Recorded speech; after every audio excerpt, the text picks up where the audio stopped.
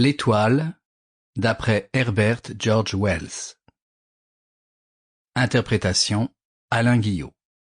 Le premier jour de l'année nouvelle, 3 observatoires signalèrent, presque simultanément, le désordre survenu dans les mouvements de Neptune, la plus éloignée des planètes qui gravitent autour du Soleil. En décembre déjà, Ogilvy avait alerté l'opinion sur un ralentissement suspect de sa vitesse. Une telle nouvelle était peu faite pour intéresser un monde ignorant majoritairement l'existence même de Neptune, si bien que, en dehors de la communauté des astronomes, la découverte ultérieure d'une faible et lointaine tache lumineuse dans la région troublée ne causa aucune agitation particulière.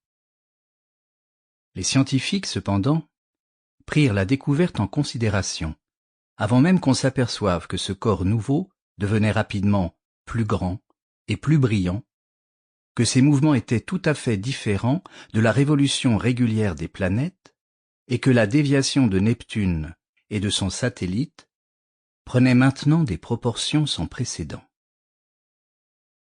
Sans formation scientifique, on peut difficilement se rendre exactement compte de l'incroyable isolement du système solaire.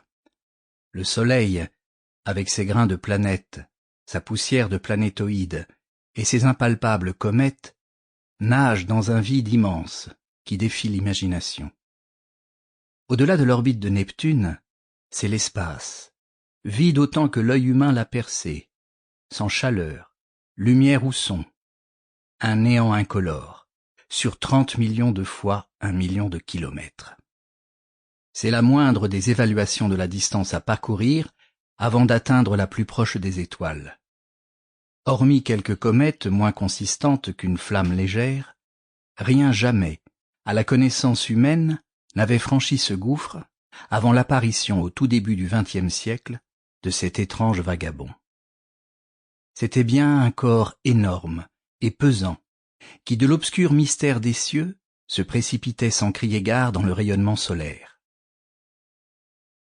Le second jour, pour tout télescope qui se respecte, elle était clairement visible, un point d'un diamètre à peine sensible dans la constellation du Lion, près de Régulus. En peu de temps, on put l'apercevoir avec de simples jumelles.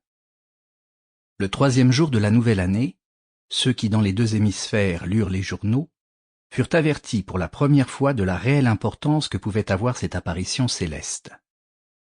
Un journal de Londres titra « Une collision de planètes » et publia l'opinion de Duchenne selon laquelle l'étrange apparition heurterait. Sample complete.